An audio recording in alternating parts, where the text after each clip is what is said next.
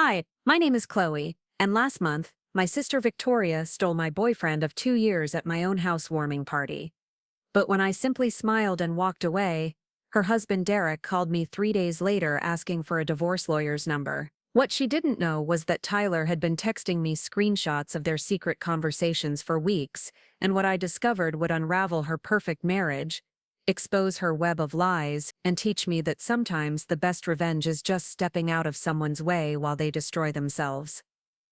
I never thought justice would look like a quiet phone call or a forwarded email, but maybe that's what happens when truth speaks louder than tears. Before we jump back in, tell us where you're tuning.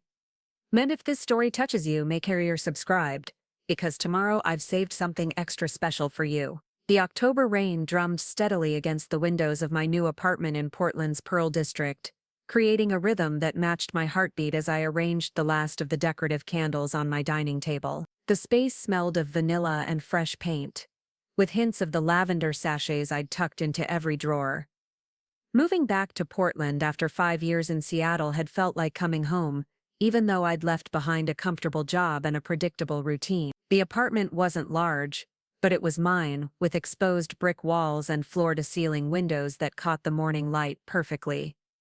I stepped back to admire the cheese board I'd spent an hour perfecting, arranging the brie and aged cheddar around clusters of grapes and rosemary crackers. Tyler had always loved my attention to detail, how I could make even a simple gathering feel special. He'd been my anchor during the transition back to Portland, helping me carry boxes up 3 flights of stairs and staying up late to assemble furniture while I unpacked books and kitchen supplies. 2 years together had taught us each other's rhythms, the way he took his coffee black in the morning but with cream after dinner, how I always checked the locks twice before bed. The housewarming party had been his idea. "You need to show off this place," he'd said, spinning around in the empty living room on move-in day.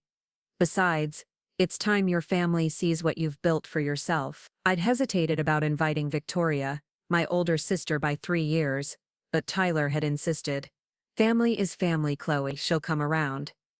Victoria had always been the golden child, the one who'd married her college sweetheart Derek Walsh right after graduation, and settled into a picture-perfect life in Lake Oswego. She sold luxury homes with the same effortless charm she'd used to win homecoming queen, prom princess, and every other crown our small high school had to offer. Where I was careful and thoughtful, Victoria was bold and magnetic. Where I built relationships slowly, she collected admirers like vintage wine, storing them away for the right occasion. The doorbell chimed at exactly 7, and I smoothed my emerald green sweater before opening it to find Natalie Reed, my best friend since college, holding a bottle of Oregon Pinot Noir and wearing the kind of genuine smile that immediately eased my nerves. "This place is incredible," she breathed, stepping inside and taking in the warm lighting and carefully curated space. "You've really outdone yourself." Within the hour, my apartment buzzed with conversation and laughter. Coworkers from the digital marketing agency where I'd just started mingled with old friends from high school, everyone eager to catch up and hear about my new adventure. Ashley Kim from the creative department had brought homemade brownies, and Jordan Stone, who I'd reconnected with through social media, regaled everyone with stories from his recent hiking trip to Mount Hood. Tyler moved through the room like he belonged there, refreshing drinks and charming my guests with stories about our weekend explorations of Portland's food scene.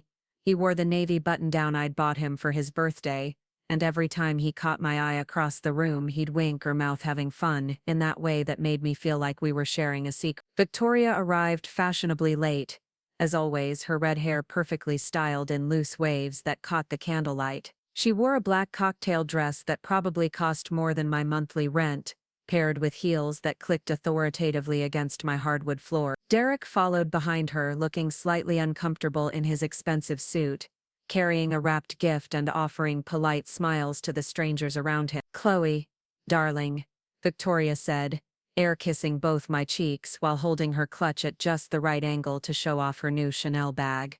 "This little place is so cozy."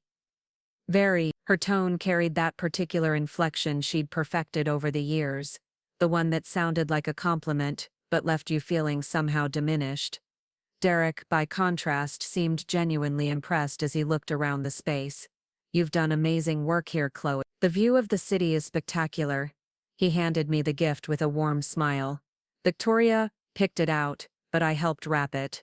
I noticed the way he said it, like he was taking credit for the thoughtful presentation because he knew his wife hadn't bothered with such detail. As the evening progressed, I watched Victoria work the room with practiced ease, inserting herself into conversations and somehow becoming the center of attention without seeming to try. She had a gift for making people feel like they were the most interesting person she'd ever met, leaning in close when they spoke, laughing at exactly the right moments, remembering small details from previous conversations. It was a skill I'd always admired and envied in equal measure. Tyler was refilling wine glasses in the kitchen when Victoria approached him, and from my position near the bookshelf, I had a clear view of their interaction. She touched his arm lightly while asking about the wine selection, her fingers lingering just a moment longer than necessary. Tyler smiled politely, but I noticed the way he shifted slightly, creating more space between them. Victoria either didn't notice or chose to ignore the subtle signal, moving closer again as she complimented his knowledge of Oregon vineyards. "Tyler's been teaching me so much about wine," I said, joining them in the kitchen with an empty appetizer tray. "We've been planning to visit some of the vineyards in Willamette Valley next month." I kept my voice light and friendly, but I was marking my territory in the gentle way I'd learned to do with Victoria over the years. "How wonderful," Victoria replied, her smile never faltering. "Derek and I went wine tasting in Napa last month. The private tastings are so much more intimate than those crowded public tours." She turned to Tyler. "You should really consider upgrading your experiences. Life's too short for anything less than exceptional." Derek appeared in the kitchen doorway, saving Tyler from having to respond. "Victoria, honey, we should probably head out soon. I have that early conference call with the investors tomorrow." His voice carried a note of weariness I'd begun to notice more often in recent months. "Of course, darling," Victoria said, but she didn't move away from Tyler. Instead, she turned back to him. "We should all get together soon. Maybe dinner at that new French place downtown. I know the owner personally." The evening wound down gradually, with guests thanking me for a lovely time and promising to get together soon. Tyler helped me clear glasses and plates, our movements synchronized in the way that comes from shared domestic routines. He seemed quieter than usual, and when I asked if everything was okay, he just pulled me close and said, "Perfect party, perfect hostess. I'm lucky to have you." Victoria was among the last to leave, taking her time gathering her coat and purse while Derek waited by the door, checking his phone. She hugged me goodbye with unusual warmth, holding on just a beat longer than normal. "We really should do this more often," she said. "I feel like we've grown apart since you moved back. Family should stick together." After everyone left, Tyler and I cleaned up in comfortable silence, loading the dishwasher and blowing out candles. The apartment felt larger with just the two of us, the warm glow of the evening settling around us like a comfortable blanket. "Your sister seems intense," Tyler said carefully as he wiped down the counter. "I can see where you get your determination, but she's got this energy that's almost overwhelming." I laughed, stacking the last of the wine glasses in the cabinet. "That's Victoria. She's always been larger than life. Sometimes I think she forgets that not everyone operates at her volume level." I didn't mention the way I'd noticed her watching him throughout the evening, or how she'd found excuses to be near him whenever Derek was distracted by conversation with other guests. The next few days passed normally, with Tyler and I falling back into our routine of morning coffee together before work, evening walks through the neighborhood, and lazy Sunday mornings, reading the paper in bed. He seemed perfectly normal, maybe even more attentive than usual, bringing me flowers on Wednesday for no particular reason, and suggesting we try that new Thai restaurant I'd been wanting to visit. It was Thursday evening when I first noticed something off. Tyler's phone buzzed during dinner, and when he glanced at it, his expression changed subtly. Not guilt, exactly, but something guarded. "Work?" I asked, twirling pad thai around my fork. "Just spam," he said, setting the phone face down on the table. But I'd caught a glimpse of the notification, and it definitely wasn't from his office email. Friday brought the first real red flag. Tyler mentioned casually that he might be late coming home because he was meeting a client for drinks to discuss a potential project. His job in software consulting often involved evening meetings, so it wasn't unusual, but something in his tone felt rehearsed. When I kissed him goodbye that morning, he seemed distracted, already mentally somewhere else. That afternoon, my phone rang while I was reviewing social media analytics for a client campaign. Victoria's name flashed on the screen, which was odd because we rarely spoke during the week unless there was a family emergency. "Chloe, I'm so glad I caught you. Are you free for coffee tomorrow? I have something exciting to tell you." Her voice had that breathless quality it got when she was planning something elaborate, the same tone she'd used when she announced her engagement to Derek, or when she'd surprised our parents with a European vacation for their anniversary. "I suppose I could meet you for an hour," I said, already mentally rearranging my Saturday morning plans. "Perfect. Let's meet at that cute place on Hawthorne Brew and Bean. Around 10. She didn't wait for me to confirm before launching into a description of the absolutely divine new handbag she'd bought, and how Derek had surprised her with tickets to see Hamilton next month. The conversation felt performative, like she was reading from a script designed to showcase her perfect life. Saturday morning dawned crisp and clear, with the kind of October sunshine that made Portland's fall colors glow like stained glass. I arrived at Brew and Bean a few minutes early, ordering my usual lavender latte and claiming a table by the window where I could watch the foot traffic along Hawthorne. The coffee shop had a warm, artistic vibe with local artwork covering the walls and the gentle hum of conversations mixing with acoustic guitar music. Victoria swept in precisely at 10, wearing designer jeans and a cashmere sweater that probably cost more than my car payment. She ordered something complicated involving oat milk and extra shots, then settled across from me with the kind of radiant smile that usually preceded major announcements. "You look wonderful," she said, though her eyes were already scanning the room, cataloging other customers and their outfits. "Portland life clearly agrees with you. I'm so proud of how you've landed on your feet after that whole Seattle situation." The Seattle situation had been my decision to leave a toxic work environment and a relationship that was slowly suffocating my dream. Victoria had been supportive at the time, but in her particular way that made my struggles sound like character-building exercises rather than genuine hardships. "So," she continued, leaning forward conspiratorially, "I have the most interesting news. You know how Derek's been working on that big development project in Bend? Well, it looks like we might be relocating there for a few months while he oversees the construction. Isn't that exciting?" I sipped my latte, waiting for the real news. Victoria didn't call emergency coffee dates to discuss Derek's work projects, especially ones that took her away from Portland's social scene. "That sounds like a great opportunity for him," I said neutrally. "Oh, it is. But here's the thing. I'll need someone to keep an eye on things here while we're gone. You know, check on the house, water the plants, that sort of thing." She paused dramatically. I was thinking maybe Tyler could help out. He seems so responsible, and I'd feel better knowing someone trustworthy was looking after our place. The request felt oddly specific, and I found myself studying Victoria's expression for clues about her real motivation. "I'm sure Tyler would be happy to help," I said slowly, "but wouldn't it make more sense for me to handle it? I mean, I'm your sister." Victoria waved a dismissive hand. "Oh, you're so busy with your new job and settling. Besides, Tyler mentioned at your party that he's handy with home maintenance. Derek specifically thought of him when we were discussing options." Something cold settled in my stomach. Tyler hadn't mentioned any conversation with Derek about home maintenance, and I would have remembered if he'd brought up such a specific topic. "When did Derek and Tyler discuss this?" I asked, keeping my voice casual.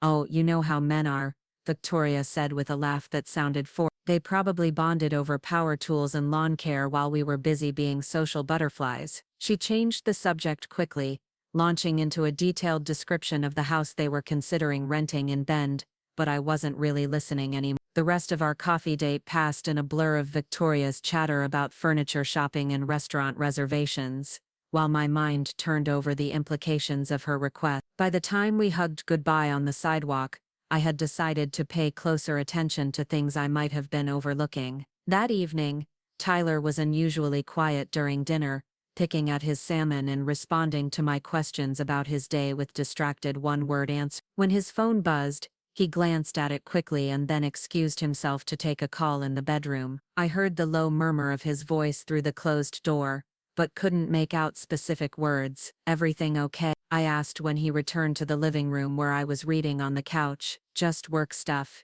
he said, settling beside me but keeping more distance than usual. "Boring contract negotiation." But there had been something in his voice during that phone call, a warmth and engagement that was entirely absent from his interactions with me lately. Sunday brought an unexpected text from Derek, asking if Tyler and I wanted to join him and Victoria for brunch at the Pearl Bistro. The invitation felt spontaneous, which was unusual for Derek, who typically planned social engagements weeks in advance. Tyler seemed eager to accept, which surprised me given his recent distracted mood. The restaurant buzzed with typical Sunday morning energy, families with strollers navigating between tables of couples sharing newspapers and mimosas. Victoria looked stunning in a cream-colored dress that complemented her red hair, while Derek seemed more relaxed than I'd seen him in months. They were already seated when Tyler and I arrived, Victoria waving enthusiastically from a prime table by the window. "You two look absolutely perfect together," Victoria gushed as we settled into our seats. "That color is divine on you, Chloe." "Tyler, you're so lucky to have someone with such impeccable taste." Her compliments felt overly effusive, like she was performing for an audience I couldn't see. Derek ordered a bottle of Prosecco for the table, explaining that they were celebrating the finalization of the Bend project contract. "The timeline's been moved up," he said, raising his glass in a toast. "We'll be relocating next month instead of after the holidays." Victoria's smile faltered almost imperceptibly before she recovered, lifting her glass with renewed enthusiasm. "How exciting," I said, though something about the accelerated timeline felt significant in a way I couldn't quite identify. "You must be thrilled about the adventure." Victoria nodded vigorously, but I noticed she avoided making eye contact with Tyler, who was studying his menu with unusual intensity. The conversation flowed easily enough, touching on work projects and weekend plans, but I found myself analyzing every interaction between Victoria and Tyler. She laughed too loudly at his mild jokes, touched his arm when making points about the menu, and somehow managed to mention several times how much she admired men who were good with their hands. Tyler responded politely but without the warmth he typically showed to my family members. It was during dessert that I noticed Victoria's phone light up with a text message. She glanced at it quickly, then looked directly at Tyler with an expression I couldn't quite read. Tyler's phone buzzed a moment later, and when he checked it, a flush crept up his neck. They didn't exchange words, but something had definitely passed between them. "I should probably powder my nose," Victoria announced, standing gracefully and smoothing her dress. "Chloe, want to come with me?" It was phrased as a request, but her tone made it clear she expected me to follow. The restaurant's bathroom was small and elegantly appointed, with soft lighting that made Victoria's skin glow as she reapplied her lipstick in the mirror. "I'm so glad we're all getting closer," she said, watching my reflection rather than her own. "Tyler's such a wonderful addition to our family dynamic."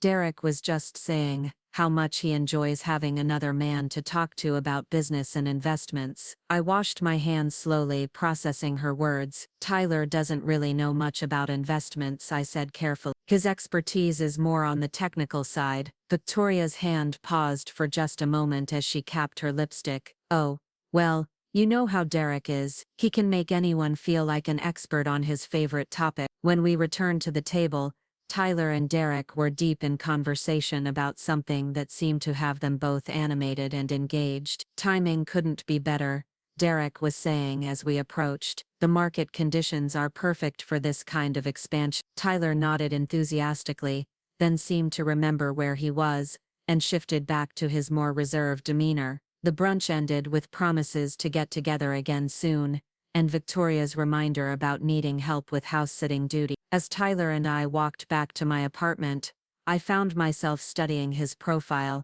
looking for signs of the man who had seemed so engaged during his conversation with Derek, so different from the distracted person who had been sharing my bed late. That night, as Tyler slept beside me, I lay awake staring at the ceiling and replaying every interaction from the past week. The pieces didn't quite fit together yet, but I could sense the edges of a puzzle I wasn't sure I wanted to solve. Victoria's unusual interest in Tyler's help, Derek's accelerated work timeline, Tyler's distracted behavior and mysterious phone calls. Individually, they might mean nothing. Together they formed a pattern that made my chest tighten with a familiar dread. I turned on my side to study Tyler's sleeping face, searching for answers in the peaceful expression of the man I thought I knew completely. His phone lay on the nightstand beside him, dark and silent, holding secrets I wasn't sure I was brave enough to uncover. But as I listened to the October rain renew its steady percussion against our windows, I realized that some truths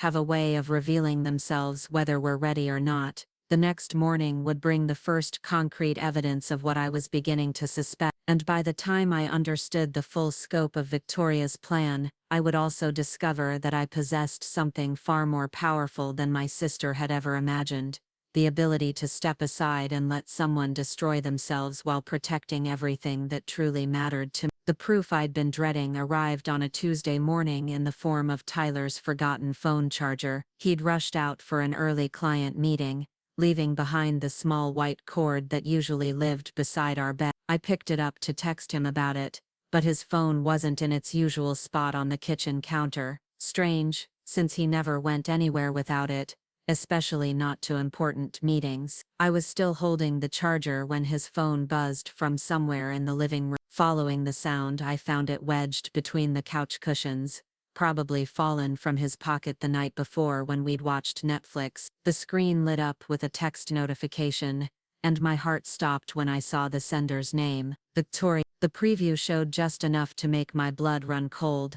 Last night was incredible. I can't stop thinking about. My hands trembled as I set the phone down without reading further. This was it, the confirmation of what I'd been trying not to believe for weeks. The late meetings, the distracted behavior, the way Victoria had been unusually interested in Tyler's availability, all those little moments that had felt off suddenly crystallized into a devastating truth. I sat on the edge of the couch, staring at Tyler's phone like it might bite me. Part of me wanted to ignore what I'd seen, to pretend the text was innocent, maybe something about the house-sitting arrangement she'd mentioned, but the intimate tone of those few visible words left no room for innocent interpretation. The phone buzzed again, another message from Victoria. This time I picked it up. The messages that filled the screen painted a picture of betrayal so thorough it took my breath away. Weeks of flirtation that had escalated into something much more serious. Secret meetings disguised as coincidental encounters. Plans for romantic getaways once Derek left for Bend. Most devastating of all,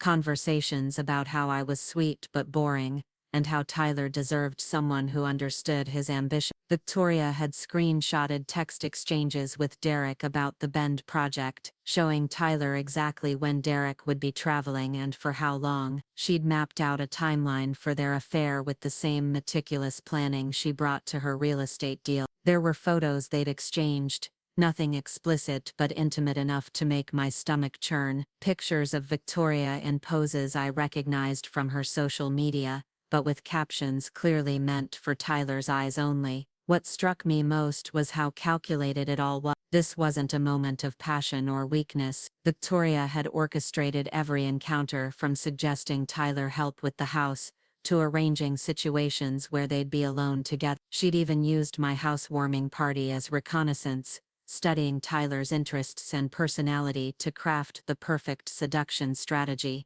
The most recent exchange revealed they'd met the night before, while Tyler was supposedly working late on that project proposal. Victoria had sent him the address of a boutique hotel downtown, the same one where she'd hosted her bachelorette party 3 years ago. Tyler's responses were eager, grateful, full of admiration for her sophistication and confidence. He called her intoxicating and everything I didn't know I was missing. I screenshotted everything, not because I had a plan, but because some instinct told me I'd need proof of what I'd discovered. My hands moved automatically, capturing image after image while my mind struggled to process the scope of the betrayal. These weren't just stolen moments between my boyfriend and my sister. These were detailed plans to dismantle my life while I remained obliviously grateful for their attention. The front door opened just as I finished documenting the evidence. Tyler's voice called out cheerfully, "Chloe, I think I left my charger somewhere.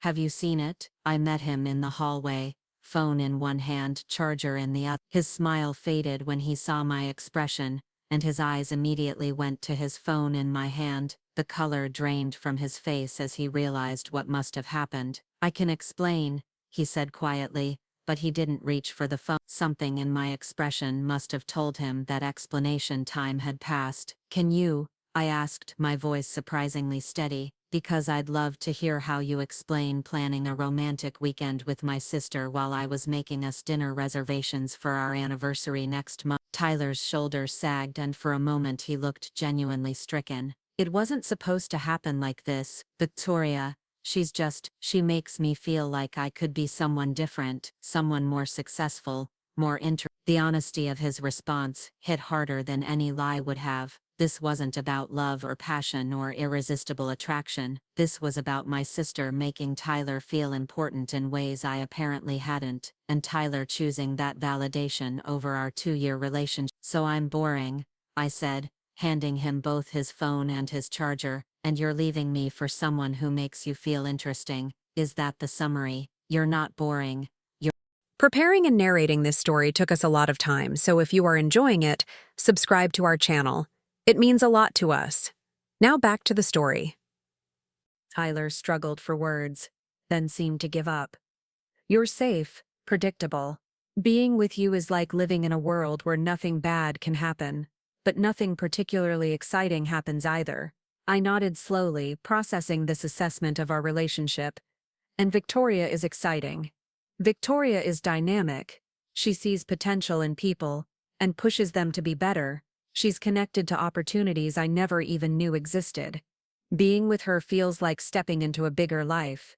The painful irony was that I understood exactly what he meant. Victoria had always possessed that quality.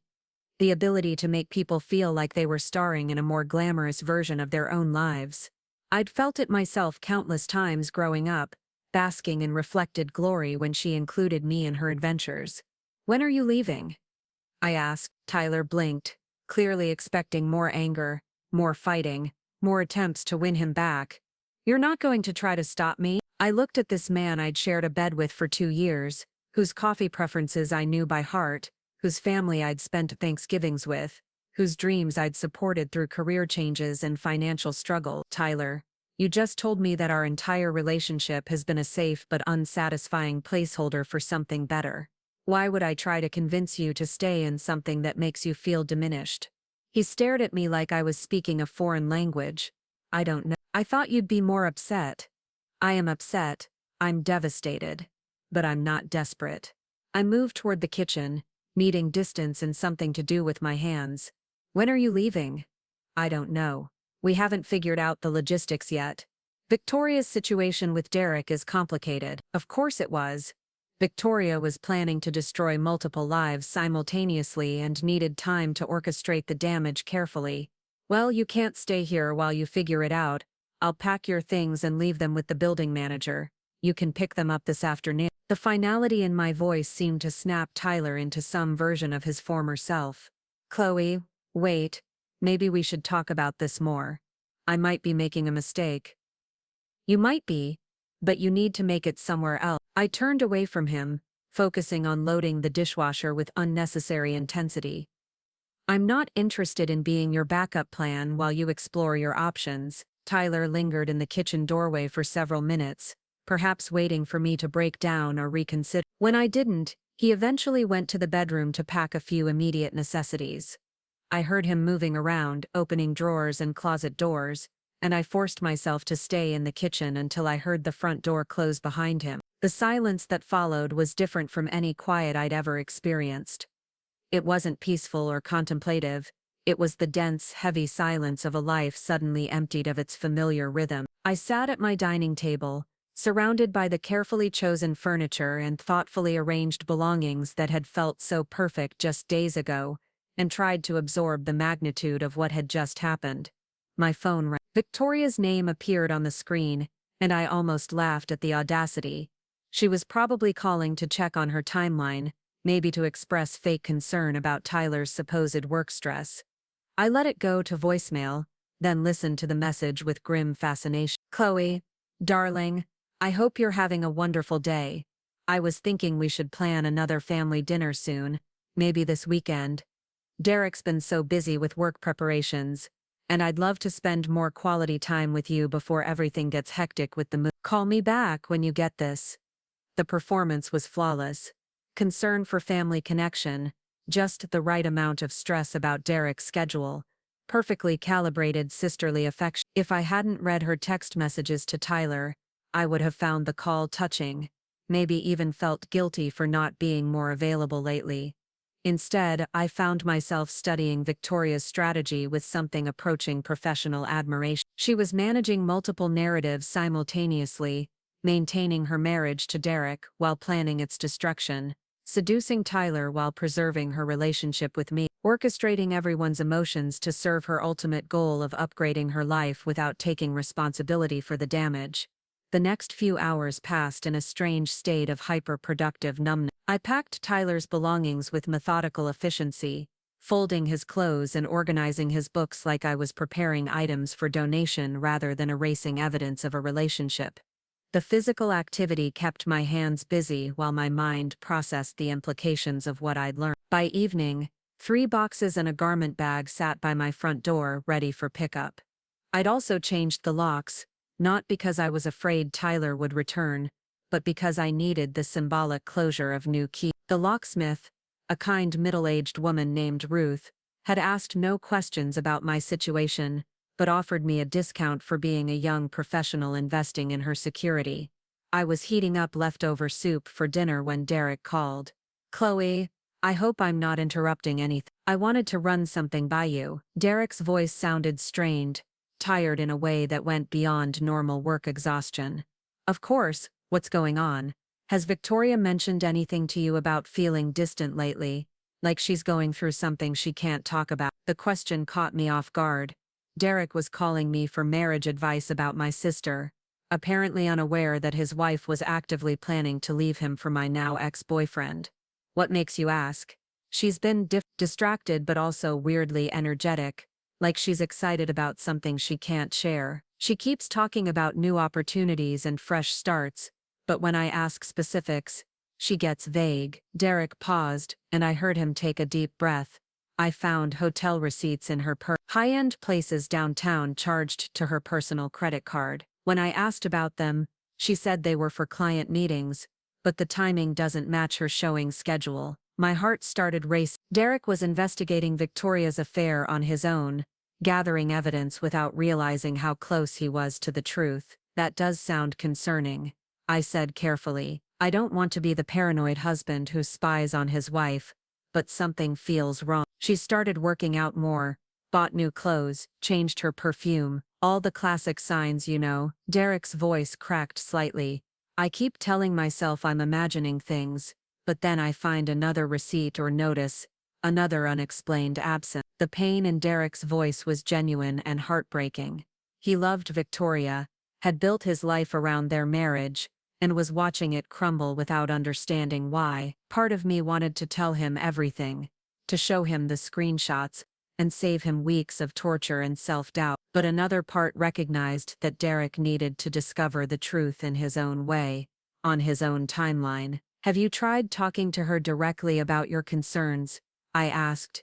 "I've tried." She either deflects with humor, or gets defensive about not being trusted. Last week she accused me of being controlling when I asked about her late nights at the office. Derek was quiet for a moment. "Chloe, can I ask you something? As her sister, do you think Victoria is happy in our marriage?" The question was so loaded, so impossible to answer honestly, that I felt like I was standing at the edge of a cliff. "I think Victoria's going through something right now that doesn't have much to do with you," I said finally. Sometimes people create problems in their relationships because they're avoiding problems in themselves. It wasn't the whole truth, but it wasn't a lie either. Victoria was indeed avoiding something in herself, the part that might have questioned whether destroying multiple lives was worth whatever excitement she was chasing. "That actually makes sense," Derek said, sounding slightly relieved. "She's been talking a lot about feeling stagnant, like she needs bigger challenges. I've been trying to be supportive, but maybe I've been taking it too personally."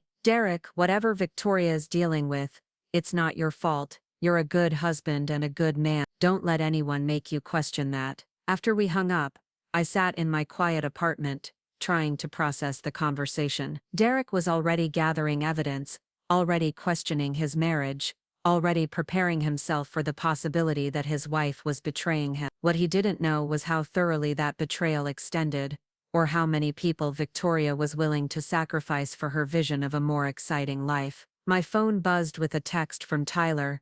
Got my stuff. Thank you for packing it so carefully. I know this isn't easy. I stared at the message for a long time before responding. Good luck with everything. His reply came quickly. I hope we can be friends someday. I turned off my phone without responding. Some bridges weren't meant to be rebuilt, and some friendships weren't worth the cost of maintaining them. Tyler had made his choice, and I had made mine. The difference was that my choice protected my dignity while his was about to destroy several lives, including potentially his own. That night, I dreamed about the housewarming party, but in the dream version, I could see everything that had really been happening. Victoria's touches that lingered too long, Tyler's distracted responses to my conversation, the way they'd both been performing for an audience of one while planning their betrayal. I woke feeling like I'd been watching a movie where I was the only character who didn't know the plot. Wednesday brought a call from Ashley Kim at work, inviting me to join a group of colleagues for happy hour. You seem like you could use some friend time, she said with the kind of gentle directness that made me wonder if my emotional state was more obvious than I'd thought. I accepted gratefully,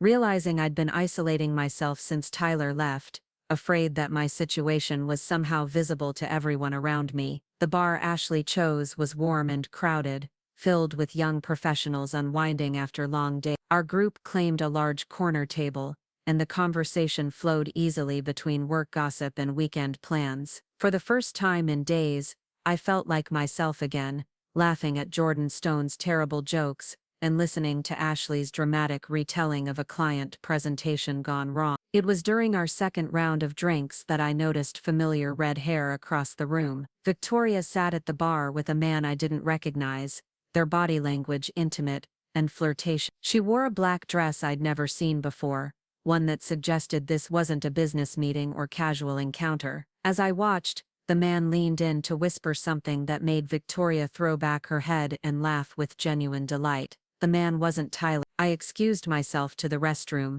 pulling out my phone to check the time. It was barely 8 o'clock on a Wednesday night, and according to Tyler's messages to Victoria, Derek was supposed to be out of town until Friday. So who was this new player in Victoria's increasingly complicated game? When I returned to the table, Victoria and her companion were gone. I scanned the room carefully, but they'd vanished as quietly as they'd appeared. The encounter left me unsettled. Not because I cared about Victoria's romantic life, but because it suggested her plans were even more elaborate than I'd realized. Thursday evening brought another call from Derek, this time with barely contained panic in his voice. Chloe, I need to ask you something, and I need you to be completely honest with me. Of course, have you noticed Victoria spending time with Tyler lately? More time than would be normal for someone just helping with house-sitting arrangements. My heart pounded as I considered how to respond.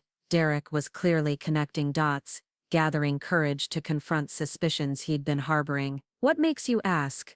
I found text messages on Victoria's iPad, messages between her and Tyler that are intimate. Planning meetings, talking about feelings, making arrangements for when I'm traveling. Derek's voice was steady, but I could hear the effort it took to maintain control. I need to know if you've noticed anything, if there are things I should know. The moment of truth had arrived, and with it, a choice that would define how this situation played out. I could continue protecting Victoria's secret, preserving whatever remained of their marriage, while enabling her betrayal of everyone involved. Or I could give Derek the information he needed to make informed decisions about his life. Derek, Tyler and I broke up yesterday. The silence stretched long enough that I wondered if the call had dropped. Finally, Derek spoke, his voice hollow. Because of Victoria. Because Tyler told me he found someone who made him feel more interesting, more successful, someone who saw potential in him that I apparently didn't.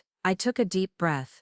He didn't say it was Victoria, but given your question, I'm guessing you've already figured that out. Jesus Christ. Derek's composure finally cracked. How long has this been going on? Do you know how long they've been planning this? I thought about the screenshots on my phone, the evidence of weeks of careful orchestration. Based on what I saw, they've been talking for at least a month, maybe long. And you didn't tell me. The accusation in his voice stung, even though I understood it. Derek, I found out yesterday morning. Tyler left that afternoon. I've been trying to figure out what to do with the information. What kind of information? I closed my eyes, knowing that once I crossed this line, there would be no going back. Screenshots of their text conversations, plans for meetups, discussions about your travel schedule, arrangements for when they could be alone together, all of it documented. Derek was quiet for so long I began to worry about him. When he finally spoke, his voice was different,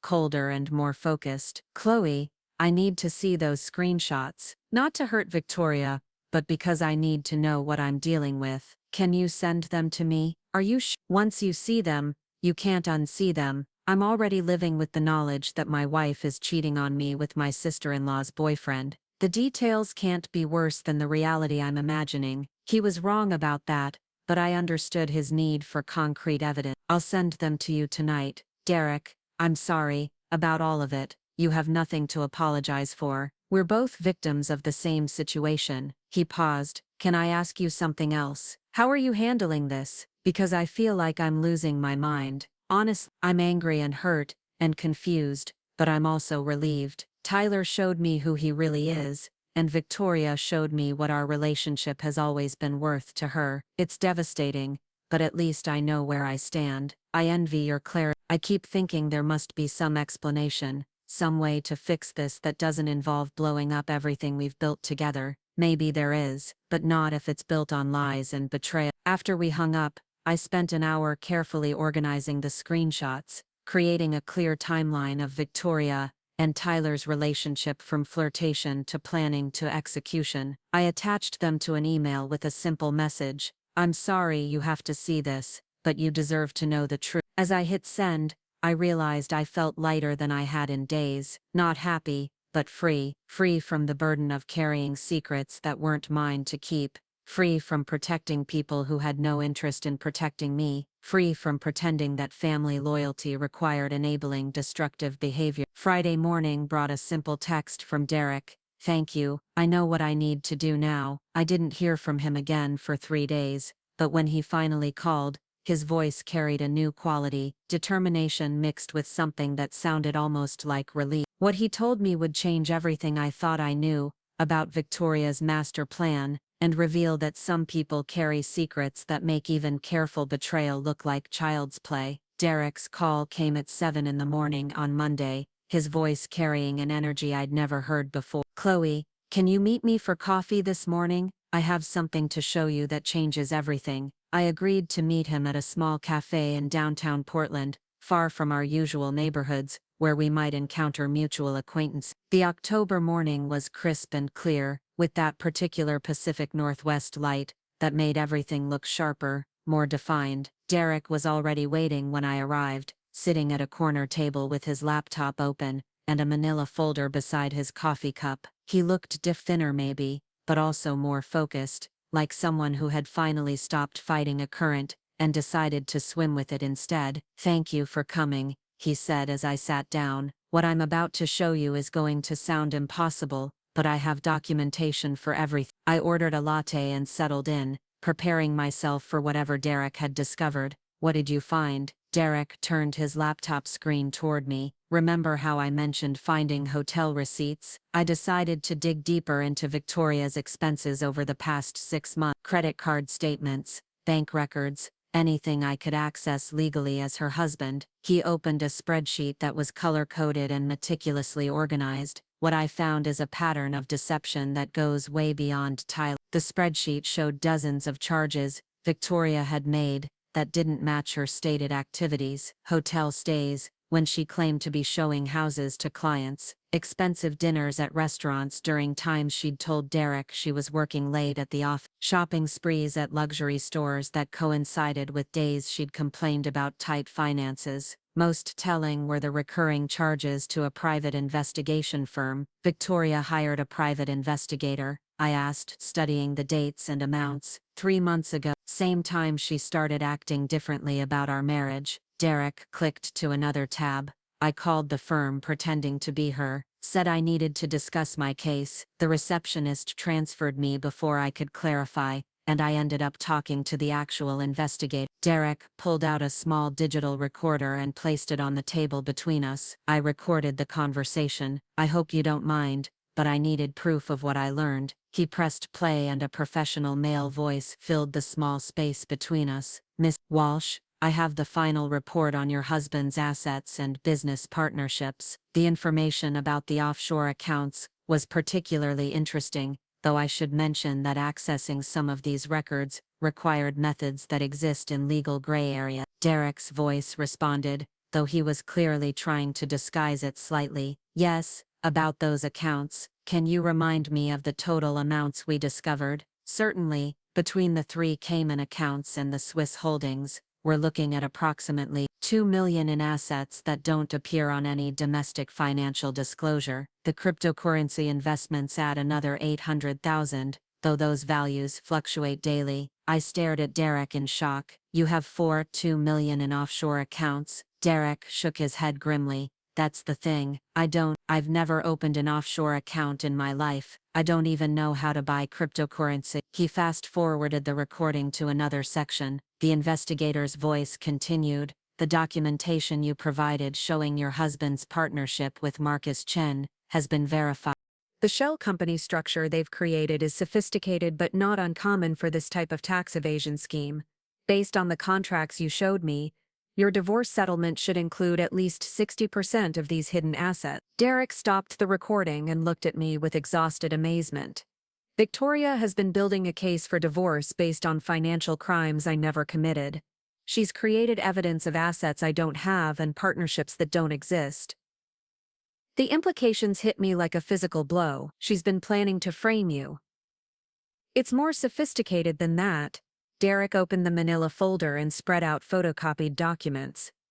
She's been establishing a paper trail that makes me look like a successful but dishonest businessman who's been hiding millions from his wife. In a divorce, she'd be entitled to half of everything, plus damages for financial fraud.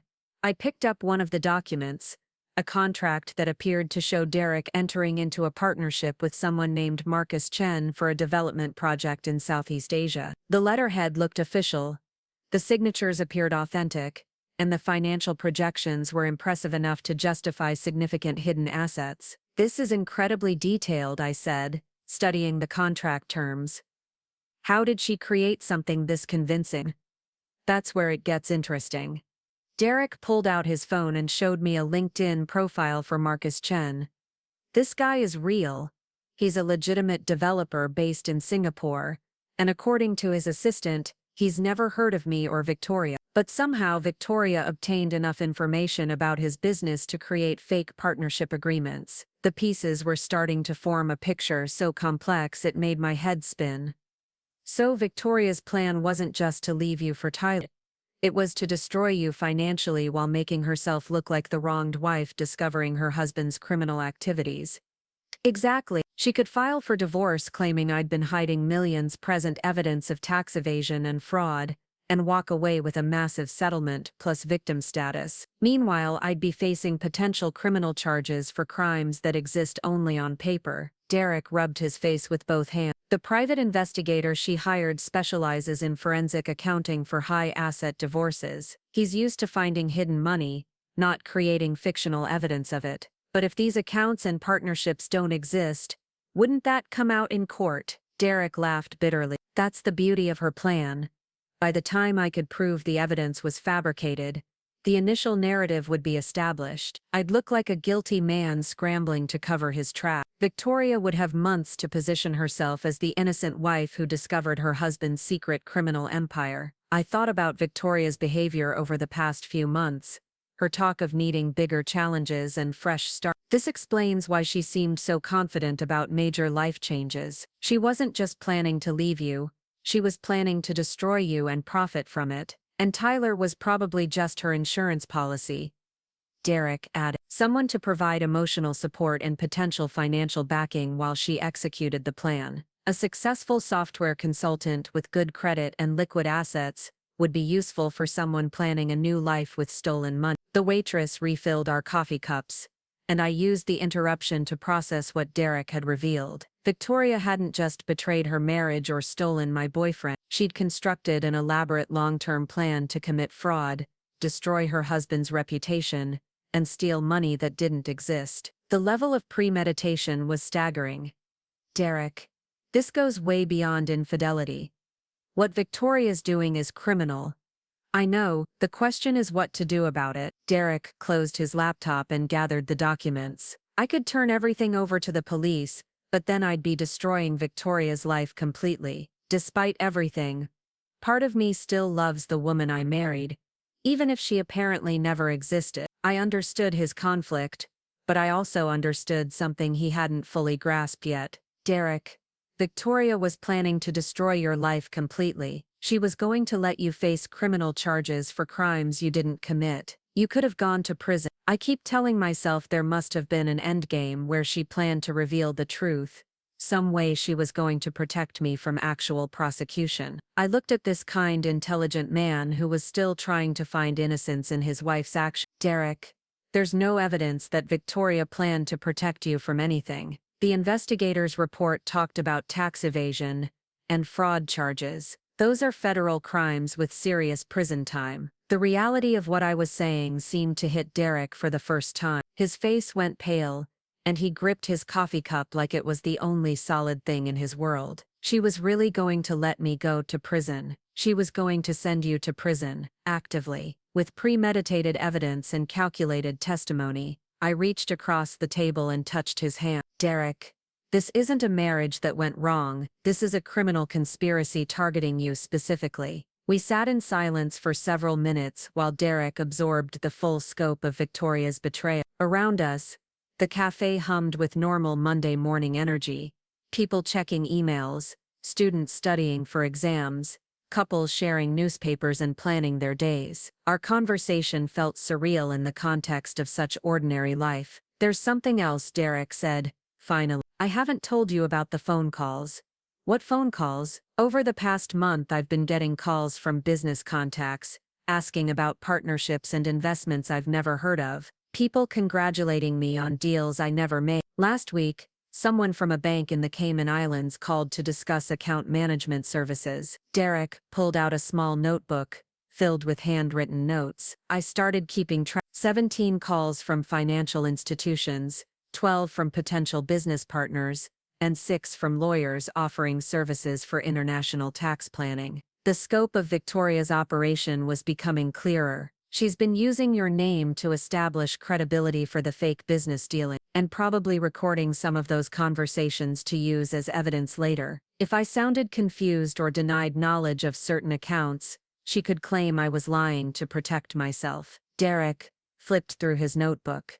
The really disturbing part is how thorough she's been. She's created email accounts in my name, established phone numbers that forward to services I never set up, even registered business entities using my personal information. Derek, that's identity theft on top of everything else. I know I've been documenting everything, but I feel like I'm always one step behind. Every day I discover something new she's done using my name or my credentials. Derek looked exhausted. Yesterday I found out she's been corresponding with a property management company in Costa Rica about purchasing vacation rental properties, using my name and forged financial documents to establish creditworthiness. The international scope of Victoria's planning suggested this wasn't her first time orchestrating something like this. Has Victoria ever done anything like this before? Smaller scale, maybe during your engagement or early marriage? Derek considered the question serious. There were incidents I dismissed at the time,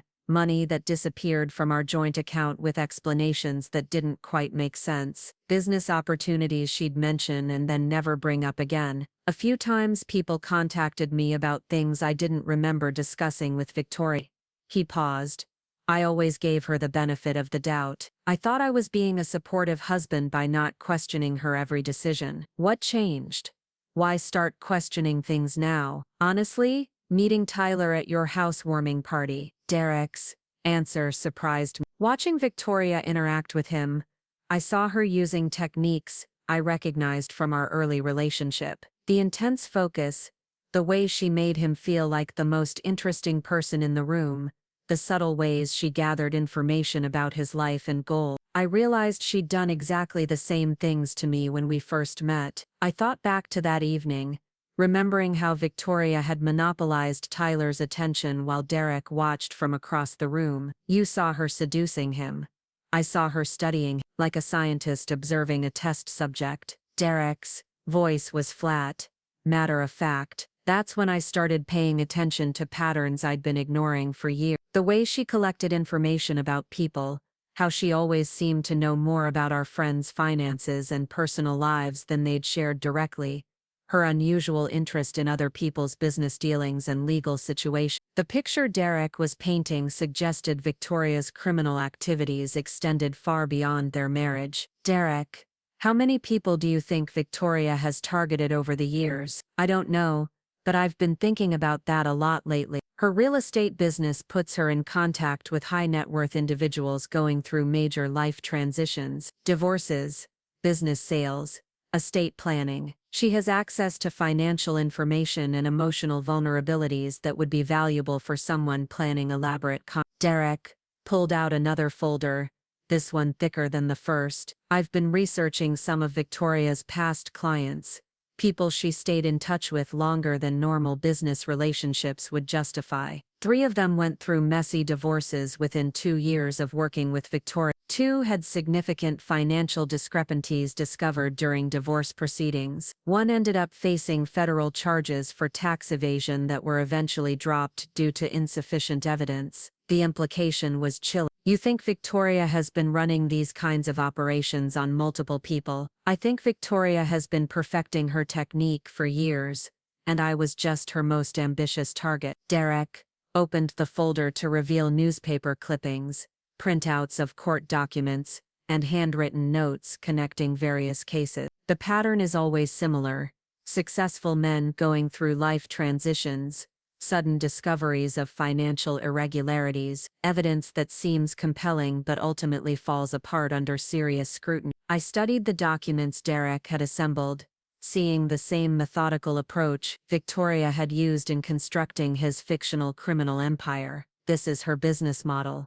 I think so, and Tyler was going to be her next target after she finished with me. Derek's voice carried a note of grim satisfaction. She probably saw him as perfect, successful but not extremely wealthy, recently relocated so he lacks strong local connections, involved with someone she could manipulate or eliminate from the picture. The realization that Tyler had been walking into a trap added another layer to my feelings about the situation. I was still angry about his betrayal, but I also felt an unexpected surge of protectiveness. We have to warn him, do we? Tyler chose to pursue a relationship with a married woman. He chose to betray you. Maybe facing the consequences of those choices would be educational. Derek's coldness surprised me, though I understood it. He was talking about a man who had helped destroy his marriage, someone who had benefited from and contributed to his pain. Derek, if Victoria is as dangerous as we think, Tyler could end up in prison for crimes he didn't commit. That's not justice.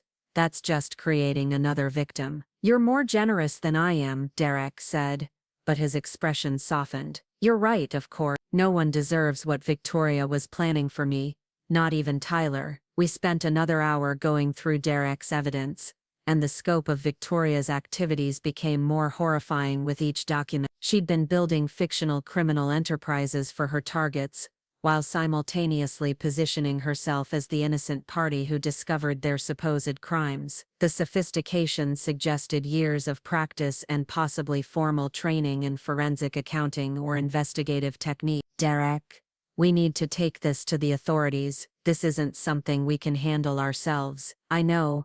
I've already contacted a criminal defense attorney who specializes in white-collar crimes. He's reviewing everything and will advise me on the best way to approach law enforcement. Derek packed away his files with careful precision. He also recommended that I document any further contact with Victoria to establish a clear timeline of her deceptive activities. What does that mean practically? It means I'm going to let Victoria proceed with her plan while gathering evidence of her actions. My attorney thinks we need proof of her actively executing the fraud, not just planning it, to ensure criminal charges will stick. The idea of Derek walking into Victoria's trap voluntarily seemed incredibly dangerous. What if something goes wrong?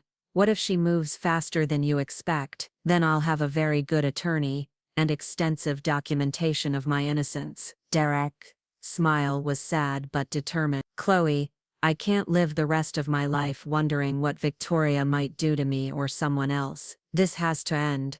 And it has to end with her facing consequences for what she's done. I understood Derek's position, but I was also terrified for him. Victoria had already proven herself capable of elaborate deception and patient manipulation. If she suspected Derek was onto her, there was no telling how she might escalate her activities. What do you need from me? I asked. Keep doing exactly what you've been doing. Don't let Victoria know that we've talked or that you're aware of anything beyond Tyler's infidelity. If she thinks her secret is safe, she'll continue operating according to her original timeline. And Tyler, Derek, considered that. For now, let Tyler continue believing he's entered into a romantic relationship with an unhappily married woman. If we warn him too early, he might confront Victoria or change his behavior in ways that alert her to our investigation. The plan required me to watch people I cared about walk unknowingly into danger while pretending ignorance about threats I could prevent. It felt like complicity in whatever pain was coming, even though I understood the strategic necessity. Derek, promise me that if you think Victoria is about to do something that could seriously hurt you or Tyler, you'll act to protect yourselves instead of waiting for perfect evidence. I promise. And Chloe, thank you for trusting me with the truth about Tyler. Without those screenshots, I never would have started digging deep enough to uncover the rest of Victoria's activity. As we left the cafe,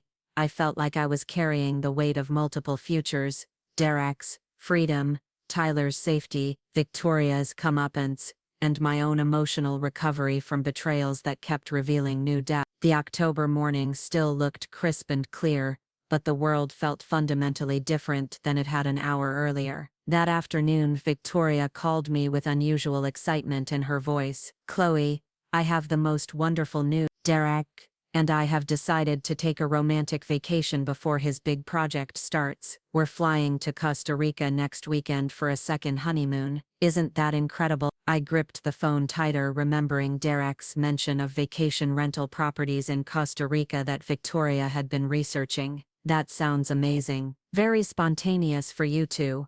Oh, it was Derek's idea completely. He said he realized he'd been taking our marriage for granted, and wanted to reconnect before work gets crazy. We're staying at this gorgeous resort that specializes in helping couples rediscover their passion. Victoria's voice was warm and convincing, painting the picture of a loving husband planning a romantic gesture. I'm so happy for you, I said, wondering how Derek was managing to play along with whatever Victoria had told him about the trip. You both deserve some quality time together. The timing couldn't be more perfect. It will give us space to talk about our future and what we both want from the next phase of our lives. Victoria paused meaningfully. Sometimes relationships need dramatic changes to survive, don't you think? The double meaning in her words was clear enough to make my skin crawl. Victoria was describing her final manipulation of Derek while making it sound like marriage counseling. I hope you both get what you need from the trip. Oh, I'm confident we will. Derek is finally ready to be completely honest with me about everything. No more secrets, no more hidden agendas, just two people committed to building something real together. After we hung up, I immediately called Derek to warn him about Victoria's Costa Rica plan. His phone went straight to voicemail, which sent a spike of panic through my chest. Had Victoria already escalated her timeline? Was Derek walking into a trap more immediate and dangerous than we'd anticipated? It wasn't until evening that Derek called me back, his voice tired but reassuring. Sorry, I was meeting with my attorney all afternoon. We had to turn off our phones to discuss strategy. He paused. Victoria told you about Costa Rica? She made it sound like your idea for a romantic getaway. It was her idea, presented as a response to my supposed guilt about neglecting our marriage. She's already booked flights and accommodation at a resort that specializes in private, discreet service for wealthy guests. Derek's tone was grim. My attorney thinks this is where she plans to execute the final phase of her plan. What do you mean? Costa Rica has specific laws about extradition and financial crime. If Victoria can establish evidence of my criminal activities while we're there, she can file for divorce and asset seizure from a jurisdiction that would complicate my ability to defend myself. Derek was quiet for a moment. She's been planning this for months, Chloe. Every detail has been calculated to maximize her advantage and minimize my options for response. The sophistication of Victoria's planning was beyond anything I could have imagined when I first saw her flirting with Tyler at my housewarming party. Derek, you can't go to Costa Rica with her. Actually, I have to. My attorney has been in contact with federal authorities about Victoria's activities. They want to catch her in the act of executing her fraud, and the Costa Rica trip provides the perfect opportunity for surveillance and evidence gathering. You're going to let her walk you into her trap while federal agents watch. I'm going to let her reveal the full scope of her criminal activities while law enforcement documents everything for prosecution. Derek's voice carried a steel I'd never heard before. Victoria has been destroying lives for years, Chloe. It's time for that to stop. As I hung up the phone, I realized that the quiet resolution I'd been hoping for was about to become something much more dramatic and public. Victoria's carefully constructed world was about to collapse, but first she was going to get exactly what she'd been planning: a trip to Costa Rica with her unsuspecting husband, surrounded by evidence of crimes that existed only in her imagination. The difference was that this time, someone would be watching who understood exactly what she was doing. The call that changed everything came at 6:30 on a Thursday morning, 2 days before Derek and Victoria were scheduled to leave for Costa Rica. Tyler's voice was shaking when I answered, barely coherent through what sounded like panic and confusion. Chloe, I need help. Something's wrong with Victoria. She's been saying things that don't make sense, and last night she asked me to sign papers I don't understand. His words tumbled over each other in a rush of fear. I think I'm in serious trouble, but I don't know what kind or how it happened. I sat up in bed, immediately alert. Tyler, where are you right now? At my apartment. Victoria left around midnight after we had this weird argument about money and business partnerships. She kept talking about opportunities and investments, like I was supposed to know what she meant. Tyler's breathing was uneven. Chloe, she has documents with my name on them for things I never agreed to, financial statements showing income I don't have, contracts for projects I've never heard of. The federal agents working with Derek had warned that Victoria might accelerate her timeline if she felt pressure, but none of us had expected her to pivot to Tyler so quickly. Tyler, listen to me carefully. Do not sign anything Victoria gives you. Do not agree to any business arrangements or financial planning. Do not let her have access to your bank accounts or personal information. It's too late for some of that, Tyler said miserably. She already has copies of my tax returns, bank statements, credit report. I gave them to her weeks ago when she said Derek was looking for investment partners and wanted to verify my financial stability before including me in opportunities. My heart sank as I realized how thoroughly Victoria had manipulated Tyler's trust and ambition. Tyler, Derek never asked Victoria to recruit investment partners. She's been using you. Using me for what? I took a deep breath, knowing that what I was about to tell Tyler would shatter his understanding of the past month. Victoria has been running elaborate financial fraud schemes for years. She creates fake business partnerships and investment opportunities, then uses them to frame people for crimes they didn't commit. The romantic relationship was just her way of getting close enough to gather your personal information. The silence on Tyler's end stretched so long I wondered if the call had dropped. When he finally spoke, his voice was hollow. You're saying she never cared about me at all. I'm saying Victoria is a criminal who targeted you the same way she targeted Derek and probably dozens of other people. The excitement she made you feel about a bigger life, that was her sales pitch to get you to voluntarily hand over everything she needed to destroy you. But the hotels, the dinners, the way she talked about our future together, all part of the con, Tyler. Victoria is very good at making people feel special while she gathers what she needs to ruin them. I felt a complicated mix of sympathy and frustration for Tyler's confusion. What kind of papers did she want you to sign last night?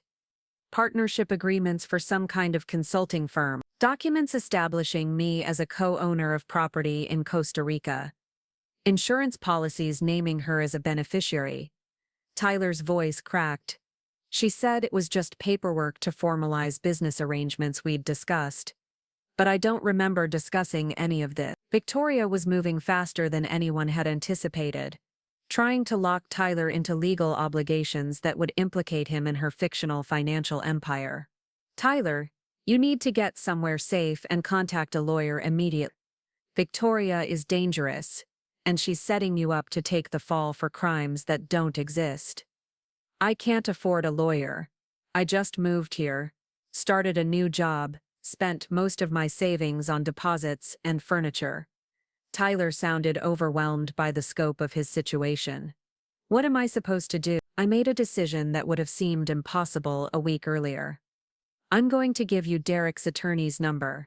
Tell him I sent you and explain everything Victoria has asked you to do. He'll know how to protect you. Derek's attorney? Why would Derek's lawyer help me? Because Derek is married to Victoria, and she's been planning to frame him for financial crimes too. You're both victims of the same person. I found Brandon Foster's business card in my purse and read Tyler the contact information. Call him as soon as his office opens. Don't wait. Don't think about it. Just call. After Tyler hung up, I immediately contacted Derek to warn him about Victoria's acceleration.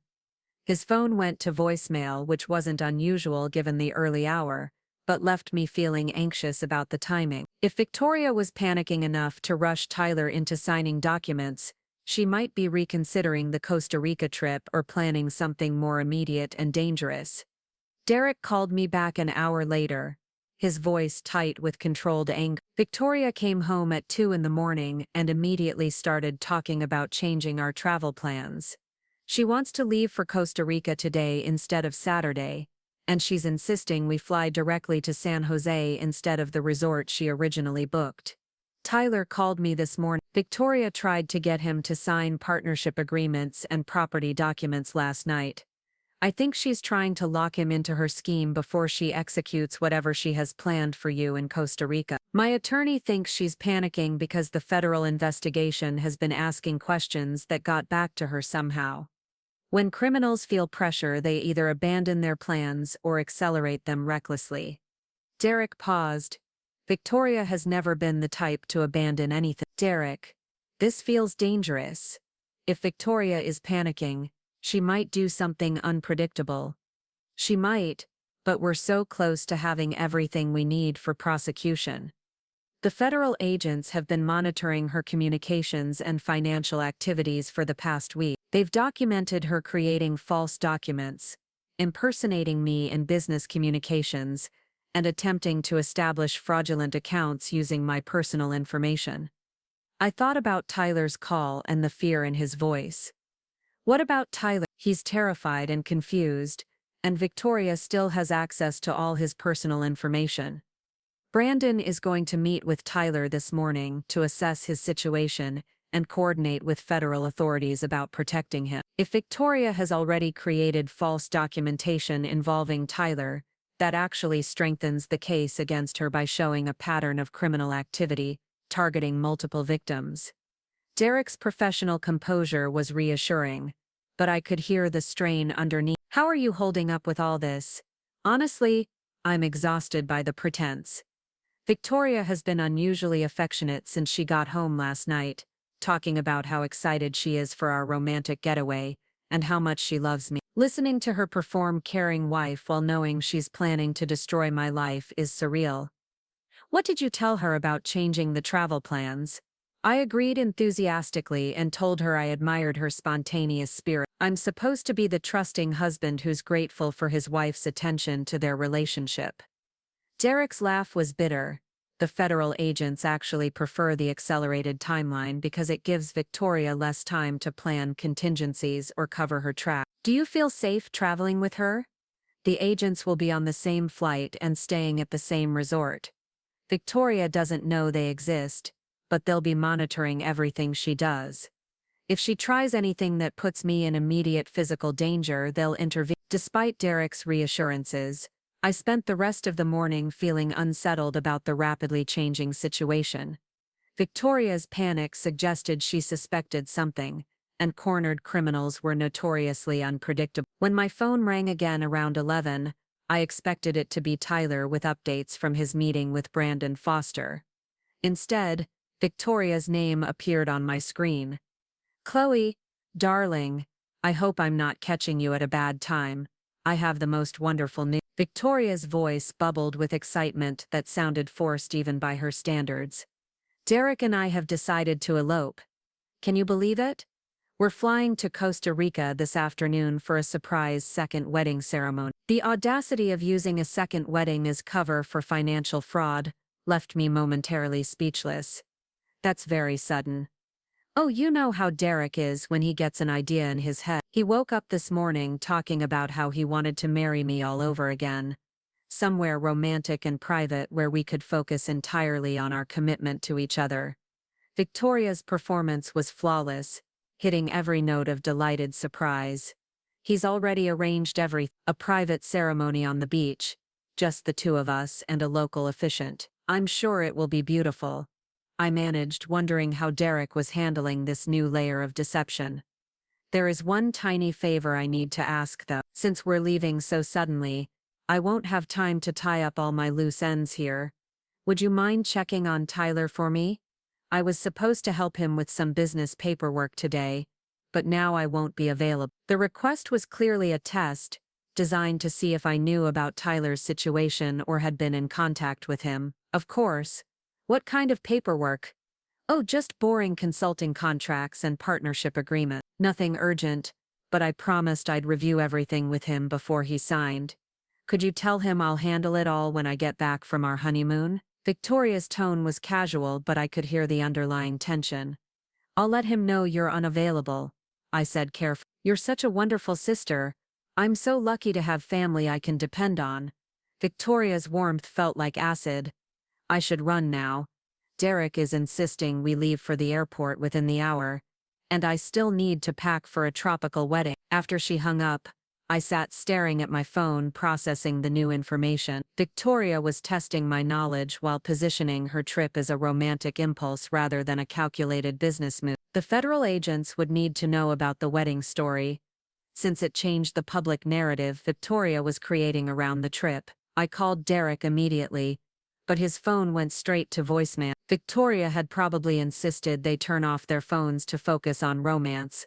While she managed the final details of her plan, I left a message about Victoria's call and then contacted Brandon Foster's office to update them on the wedding story. Brandon's assistant told me he was in meetings all morning but would call me back as soon as possible. I spent the next hour researching the resort Victoria had originally booked in Costa Rica, trying to understand what advantages the location offered for someone planning financial crime. The resort specialized in discreet luxury service for wealthy guests, with private beaches and exclusive amenities that would limit witnesses to any illegal activities. Tyler called me just before noon, sounding slightly more stable but deeply shaken. I met with Brandon Foster this morning, and he explained what Victoria was trying to do to me. Chloe, I could have gone to prison for crimes I didn't even know I was supposedly committing. How much damage did she do? She used my personal information to establish business entities in 3 different states, created email accounts and phone numbers in my name for communicating with financial institutions, set up bank accounts that I never authorized, then created documentation showing suspicious cash deposits and transfers. Tyler's voice was steady but hollow. Brandon says she was building a case that would make me look like a money launderer working with international criminals. The scope of Victoria's activities targeting Tyler was staggering, especially considering she'd only been working on him for a few weeks. Tyler, I'm sorry.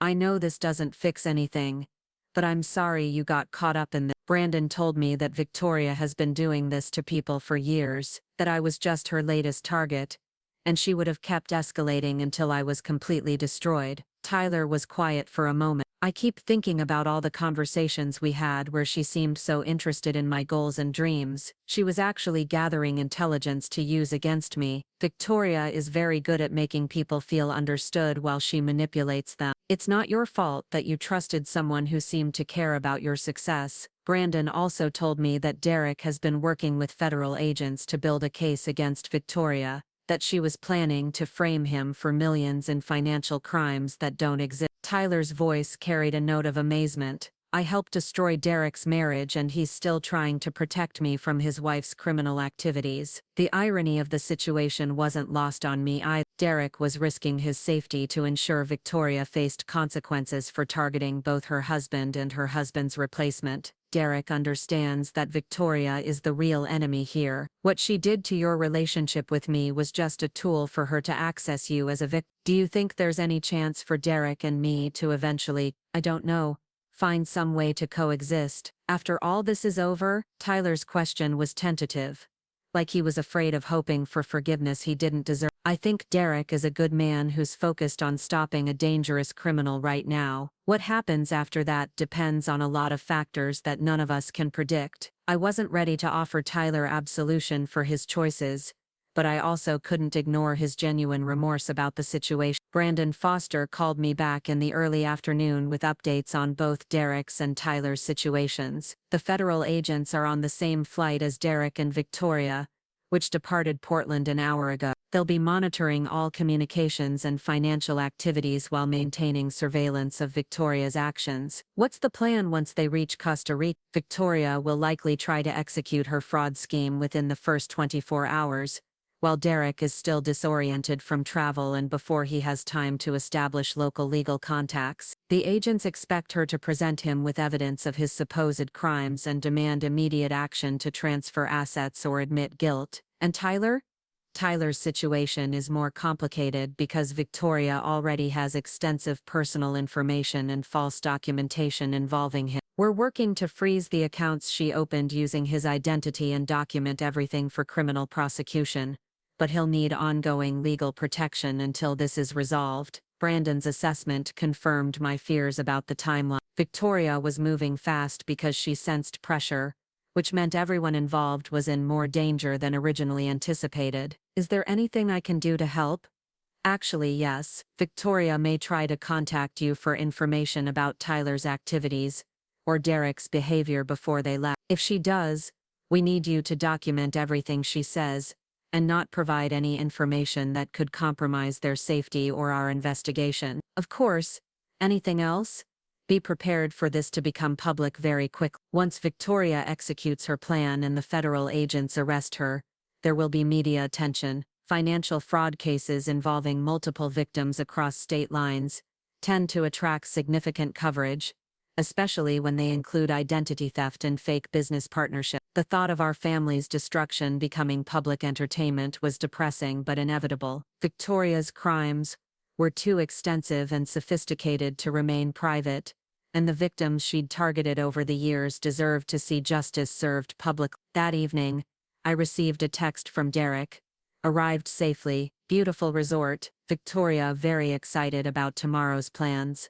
Everything proceeding as expected. The message was clearly crafted for Victoria's eyes if she was monitoring Derek's communications, but it also reassured me that he'd made it to Costa Rica without immediate incident. I responded with an appropriately casual message about hoping they had a wonderful time and looking forward to hearing about their romantic getaway. Less than an hour later, Victoria called me from Costa Rica, her voice bubbling with excitement about the resort and the wedding preparation. Chloe, this place is absolutely magical.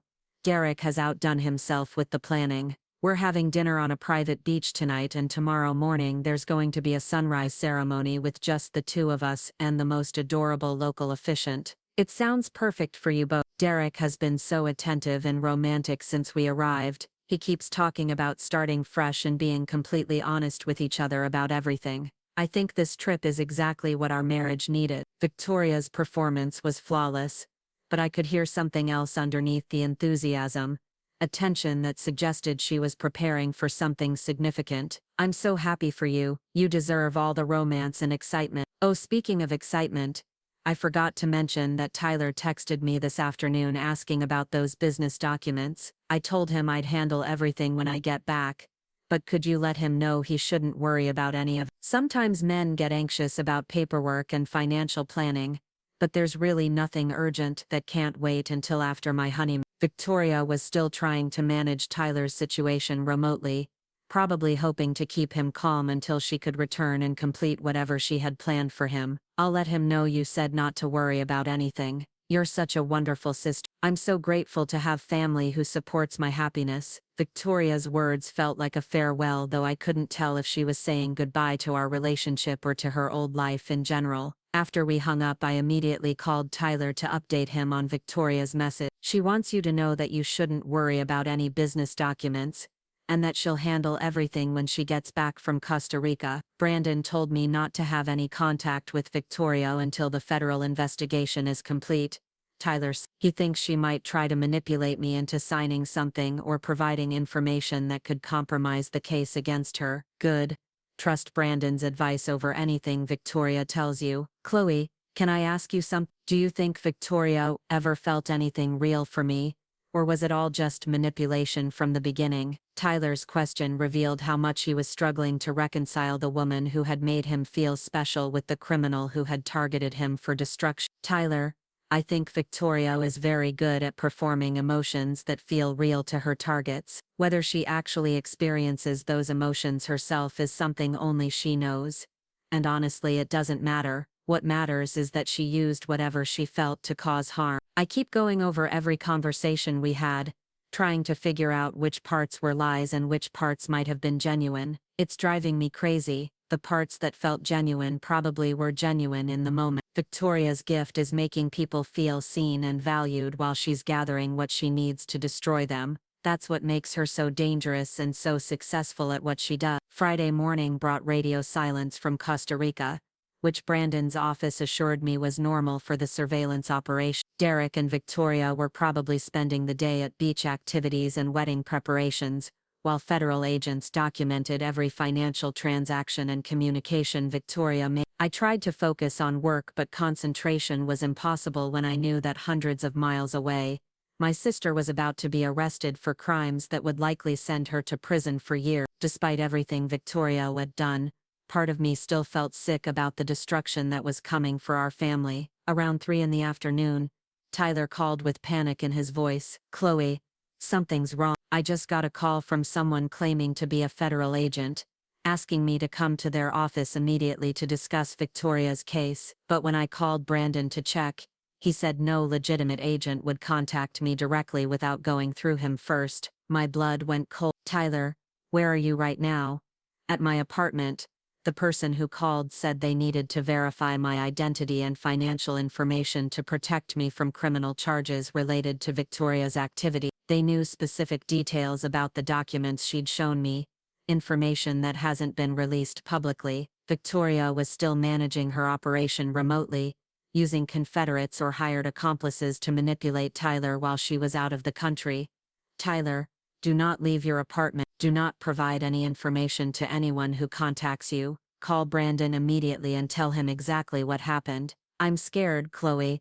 What if these people are working with Victoria? What if she has backup plans for destroying me even if she gets arrested? The possibility that Victoria had dyers of criminal associates was terrifying but not surprising given the sophistication of her operations. Tyler, call Brandon right now, then call the Portland police and report that you're being targeted by people claiming to be federal agents. Document everything but don't trust anyone who contacts you directly. What about you? Are you safe? I hadn't considered that Victoria might have plans for neutralizing me as a potential witness, but Tyler's question made me realize I could be in danger too. I don't know. I'm going to contact Derek's attorney and the federal agents working his case to make sure they know about the fake agent who contacted you. As I hung up with Tyler, I realized that Victoria's criminal enterprise was larger and more dangerous than any of us had understood. Even from Costa Rica, she was still actively managing threats and manipulating victims. The federal agents had been focusing on her fraud schemes, but they might not have anticipated the extent of her backup plans for controlling witnesses and eliminating obstacles. My phone rang again almost immediately. This time, The caller ID showed Federal Bureau of Investigation. My hand trembled as I answered, wondering if this was another fake agent working for Victoria or the real thing. The voice on the other end was professional and direct.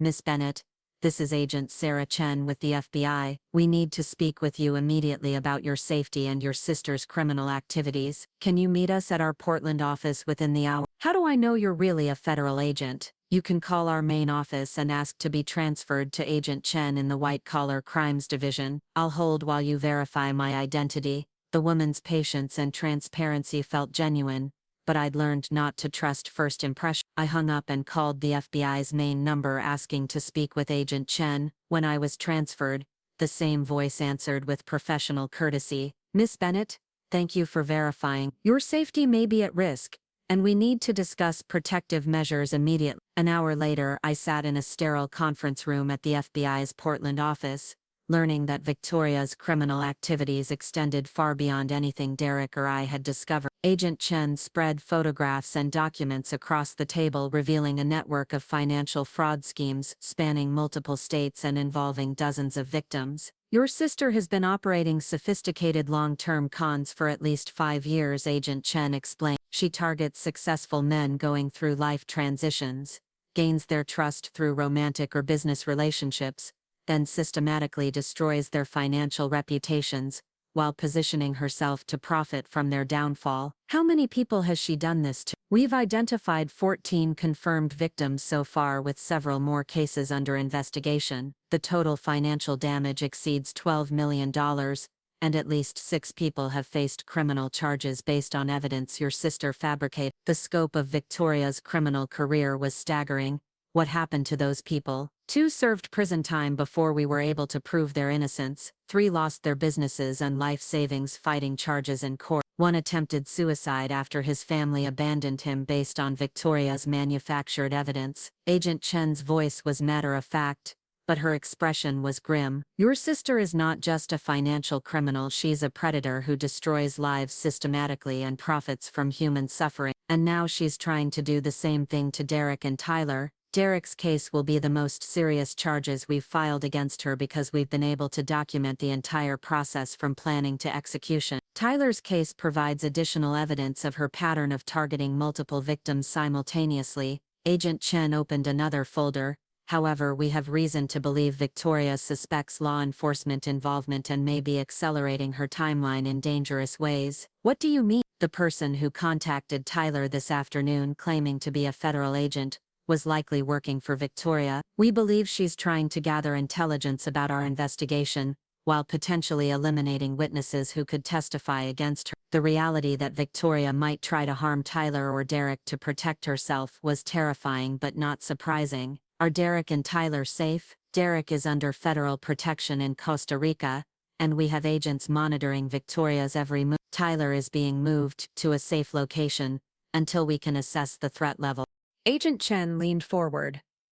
"Miss Bennett, we also have concerns about your safety.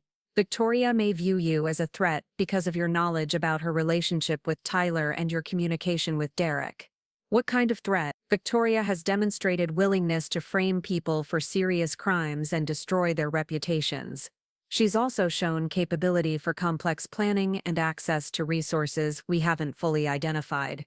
Until she's in custody, we can't guarantee your safety." Agent Chen offered me protective custody, which I declined after learning it would mean complete isolation until Victoria's trial concluded. Instead, we agreed on enhanced security measures, regular check-ins with federal agents, monitoring of my communications, and protocols for reporting any suspicious contact or activity. As I left the FBI office that evening, I realized that Victoria's arrest in Costa Rica would be just the beginning of a long legal process that would expose years of criminal activity and dozens of ruined lives. The sister I'd grown up with, the woman I'd envied for her confidence and success, was about to be revealed as one of the most sophisticated financial predators the FBI had ever investigated. My phone buzzed with a text from Derek. "Beautiful sunset tonight. Victoria very excited about tomorrow's sunrise ceremony. Everything perfect for new beginnings." Tomorrow morning, Victoria would be arrested on a beach in Costa Rica while attempting to execute the final phase of her plan to destroy Derek's life. The federal agents had everything they needed for prosecution, and Derek would finally be free from the woman who had turned their marriage into an elaborate criminal conspiracy. But as I drove home through the rainy Portland evening, I couldn't shake the feeling that Victoria still had cards left to play, and that the people who loved her would continue paying the price for her ambitions long after she was locked away. The call that ended everything came at 4 in the morning on Saturday, Pacific time. Agent Chen's voice was calm but carried an undertone of satisfaction that told me everything I needed to know before she spoke. Miss Bennett, Victoria Walsh was arrested at 6:30 this morning, Costa Rica time, while attempting to coerce your brother-in-law into signing documents that would have transferred approximately $8 million in fabricated assets to accounts under her control. I sat up in bed, instantly awake despite the early hour. Is Derek okay? Derek is safe and cooperating fully with Costa Rican authorities and our agent. The arrest was captured on both audio and video recording, providing clear evidence of Victoria attempting to execute fraud, extortion, and identity theft. Agent Chen paused. Miss Bennett, your sister's reaction to the arrest suggests she may have additional criminal associates we haven't identified yet. What do you mean?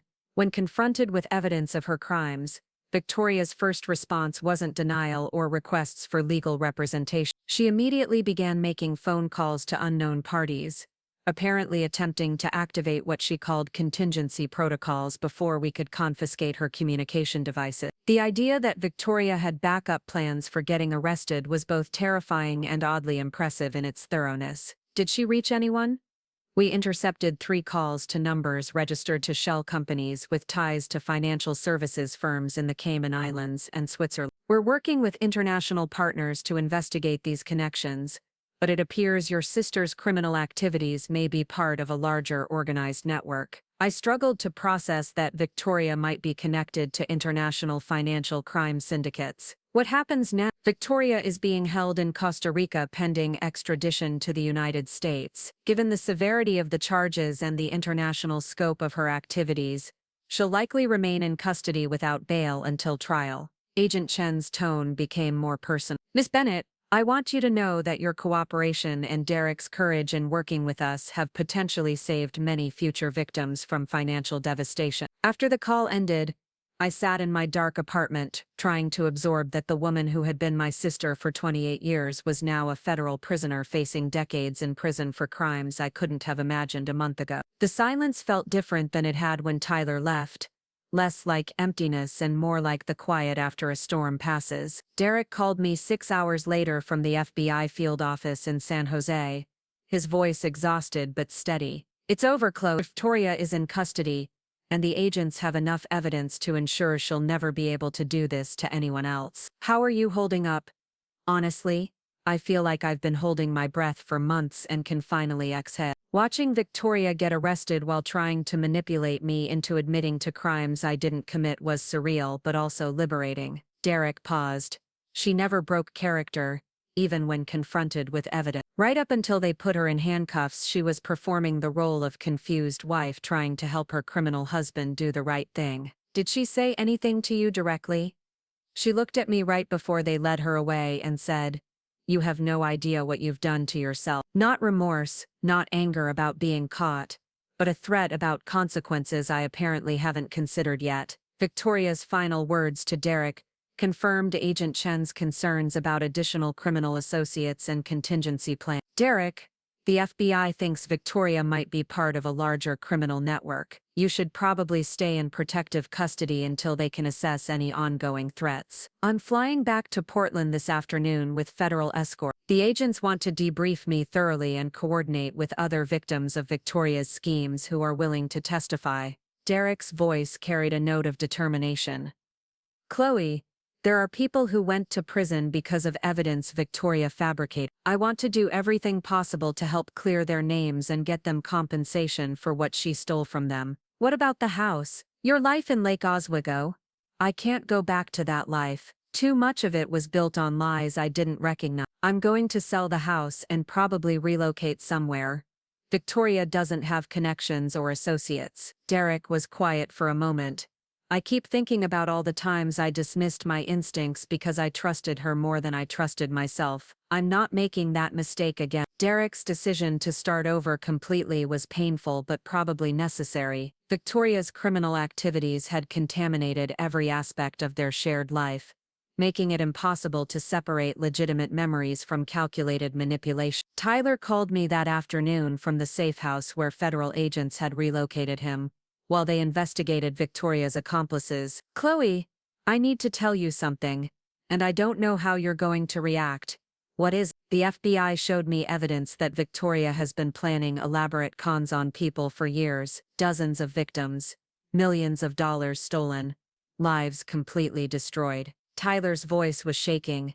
"But they also showed me something else. Evidence that Victoria specifically targeted me because of my relationship with you." My stomach dropped.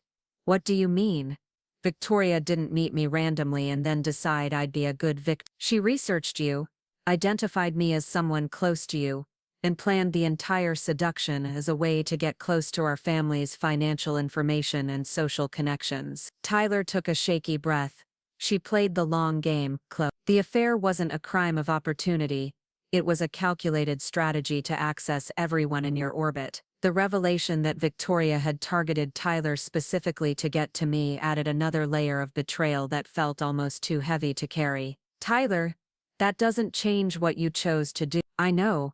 I'm not trying to excuse my behavior or claim I was just a victim. I made terrible choices that hurt you regardless of Victoria's motivations." Tyler paused. "But I needed you to know that she studied us, Chloe. She knew exactly how to make me feel like you were holding me back and she was offering me something better. Every insecurity I had about our relationship, every ambition I'd expressed privately, she used it all against me." "Why are you telling me that?" "Because the FBI thinks Victoria may have been targeting other people in your life too. Your coworkers, your friends, anyone with access to financial information or social connections she could exploit." Tyler's voice carried genuine concern. "They want you to think about anyone who's shown unusual interest in your life, or asked probing questions about your family, work, or finances in the past year." The possibility that Victoria had been systematically mapping my entire social network for potential victims was chilling. I thought about Ashley from work, Jordan from high school, even Natalie, my best friend since college. Had Victoria been studying all of them, looking for vulnerabilities she could exploit? "Tyler, are you going to be okay? Financially, I mean. After everything she did with your information." "The federal agents are helping me clean up the mess Victoria made of my financial identity, but it's going to take months to undo all the damage. False accounts, fraudulent business entities, tax implications from income I never received." Tyler sighed. "I'll probably have to hire my own attorney to navigate everything, which means I'll be paying legal fees for years to recover from the consequences of my own bad decisions. I'm sorry this happened to you. Even considering everything else, I'm sorry Victoria targeted you and destroyed your life." "Thank you for saying that. I know I don't deserve your sympathy, but it means more than you know." We hung up with a strange sense of closure that felt incomplete but genuine. Tyler would spend years recovering from Victoria's manipulation, but he was alive and free, which was more than some of her victims could say. The next few days brought a steady stream of information about Victoria's criminal network and the scope of her activity. Agent Chen called regularly with updates that painted an increasingly disturbing picture of sophisticated international fraud operations. "We've identified connections between Victoria and at least 3 other women operating similar schemes in different regions of the country," Agent Chen explained during one of our calls. "They appear to share resources, intelligence about potential victims, and strategies for avoiding law enforcement detection. So this isn't just Victoria acting alone. Victoria may have been one of the most successful operators in a larger criminal enterprise that specializes in long-term financial fraud targeting affluent individuals. We're still investigating the full scope, but early evidence suggests they've been active for over a decade." The revelation that Victoria was part of an organized crime network explained the sophistication of her operations, and her access to resources for creating false documentation, and establishing fake business entities. It also meant that her arrest might not end the threat to people she'd targeted. Agent Chen, what does this mean for Derek and Tyler?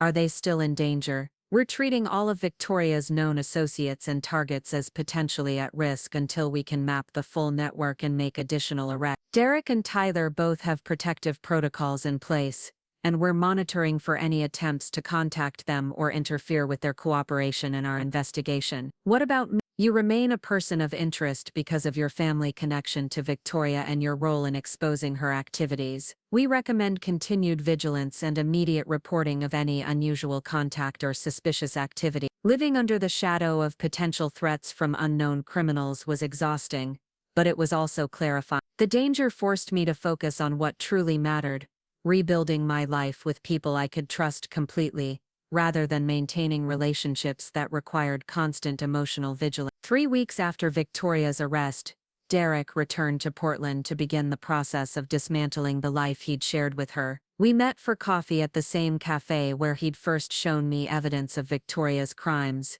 but this time, the atmosphere was entirely different. Derek looked lighter, more present, like someone who'd been carrying a heavy weight without realizing it until the burden was lifted. The federal prosecutor thinks Victoria will accept a plea deal rather than go to trial, Derek told me. 30 to 40 years in federal prison in exchange for cooperation in investigating her criminal network and identifying other victims. Will you have to testify if she pleads guilty? Probably not, which is a relief. I don't think I could handle sitting in a courtroom listening to Victoria perform remorse for a jury while plotting her next manipulation. Derek stirred his coffee thoughtfully.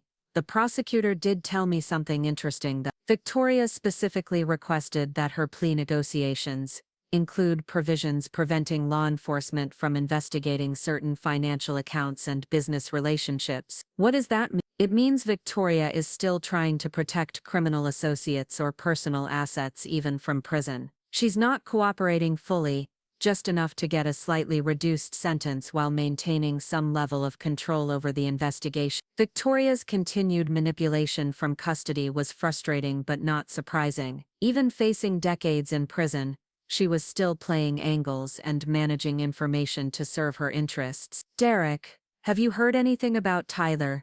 Actually, Brandon Foster told me that Tyler has been incredibly cooperative with federal investigators. He's provided detailed information about Victoria's manipulation techniques and helped identify potential victims among his professional and social contacts. Derek paused. Tyler also asked Brandon to pass along a message for you.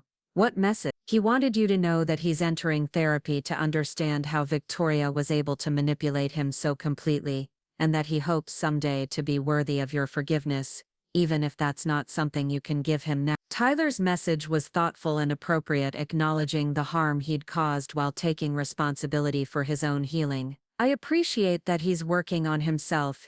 It doesn't change what happened, but it's the right thing to do. Brandon also mentioned that Tyler is planning to relocate to Seattle once the federal investigation concludes. He wants to start over somewhere without connections to this situation. Derek and Tyler were both choosing to begin new lives away from the wreckage Victoria had created, which seemed wise given the scope of her criminal activities and the ongoing investigation into her associate. 1 month after Victoria's arrest, I received an unexpected call from Natalie, my best friend since college. Her voice was shaking when I answered, immediately putting me on alert. Chloe, I need to tell you something, and I should have told you weeks ago. After Victoria was arrested, the FBI contacted me to ask about my interactions with her over the past year. My heart sank. Natalie, what happened? Remember how Victoria and I ran into each other at that gallery opening last spring? She was so charming and interested in my graphic design work,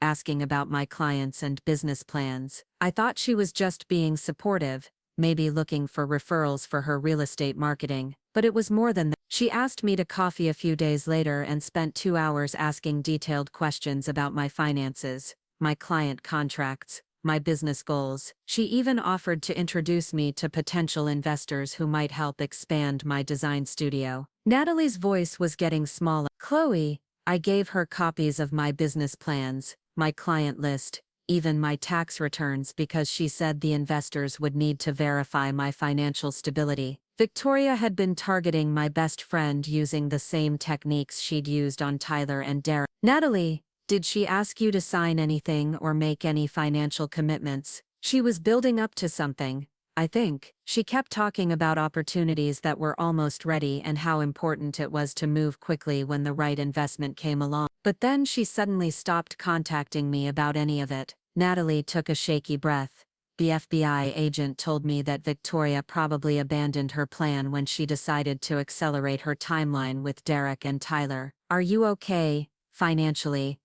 The agents helped me check for any false accounts or business entities created using my information. So far, everything looks clean, but they said Victoria might have been planning to use me as a future target rather than an immediate one. Knowing that Victoria had been actively planning to destroy my best friend's life while maintaining a caring sister relationship with me was devastating. The betrayal felt endless, like each revelation exposed new depths of calculated cruelty. Natalie, I'm so sorry. I had no idea Victoria was targeting people in my life. It's not your fault, Chloe. The FBI explained that Victoria specifically sought access to your social network to identify potential victims. You couldn't have known what she was planning. Still, I feel responsible for bringing that danger into your life. The agent I spoke with said something that stuck with me. She said that people like Victoria are skilled at exploiting the trust and love that exists in healthy relationships. The fact that Victoria was able to manipulate our friendship to access me just proves how genuine our connection is. Natalie's perspective was generous and healing, but it also highlighted how Victoria's crimes extended far beyond financial fraud into the destruction of trust and safety within families and friendships. 2 months after Victoria's arrest, Derek called with news that felt like a final chapter closing. Victoria accepted the plea deal, 35 years in federal prison with the possibility of parole after 25 years if she cooperates fully with ongoing investigation. How do you feel about that? Relieved, mostly. 35 years means she'll be in her 70s before she's eligible for release, assuming she lives that long and maintains good behavior. Derek paused. The prosecutor also told me that Victoria's cooperation has led to arrests of 4 other people in her criminal network, including the person who contacted Tyler pretending to be a federal agent. So it's really over. For us, yeah. Victoria will spend most of the rest of her life in prison, and her criminal network has been dismantled. The people she framed are being exonerated, and victims are starting to receive restitution from seized assets. Derek's voice carried quiet satisfaction. It's not perfect justice, but it's meaningful consequences for someone who destroyed lives for personal profit. What's next for you? I'm moving to Denver next month to take a position with a sustainable development firm. Clean start, new city, work that feels meaningful rather than just profitable. Derek was quiet for a moment. I've also been thinking about writing a book about recognizing and surviving financial fraud, something that might help other victims identify manipulation before it destroys their lives. Derek's plan to turn his experience into something that could protect others felt like the most positive possible outcome from such devastating circumstances. 6 months after Victoria's arrest, I ran into Tyler at a coffee shop in downtown Portland. He was visiting briefly to finalize some legal matters related to the federal case and looked healthier than I'd seen him in years. We talked for a few minutes about safe, neutral topics, but there was an ease between us that I hadn't expected. Chloe, can I ask you something? Tyler said as we prepared to part ways. Of course. Do you think it's possible for people to really change, not just their behavior, but their fundamental character? I considered his question seriously. I think people can change their choices and their responses to situations. Whether that constitutes changing character depends on whether you believe character is fixed or developed through consistent action over time. The therapist I'm working with says that recognizing how I was manipulated doesn't excuse the choices I made, but it can help me understand why I was vulnerable to that kind of manipulation in the first place. That sounds like healthy work.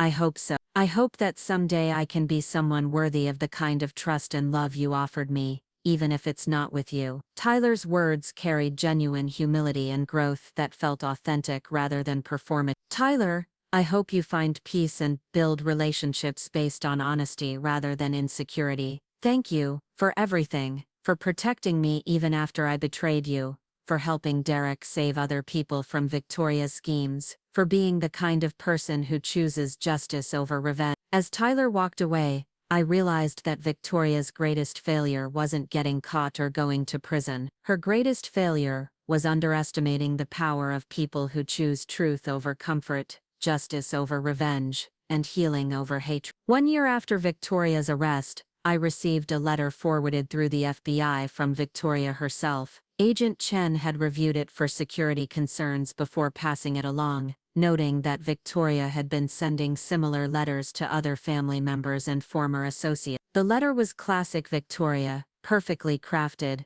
emotionally manipulative, and focused entirely on managing how others perceived her situation. She wrote about prison being an opportunity for reflection and growth, about missing family and hoping for eventual reconciliation, about taking responsibility for mistakes while maintaining that she'd been misunderstood by people who didn't appreciate her ambition. Not once did she acknowledge the specific harm she'd caused to Derek, Tyler, me, or any of her other victims. Not once did she express genuine remorse for destroying lives or admit to deliberately criminal behavior. The letter read like a performance review from someone who viewed her conviction as a temporary setback rather than deserved consequences for predatory behavior. I read the letter once, then threw it away without responding. That evening I cooked dinner for Natalie and Ashley, who had become closer friends since bonding over their shared experience of being targeted by Victoria's investigation of my social network. We sat around my dining table,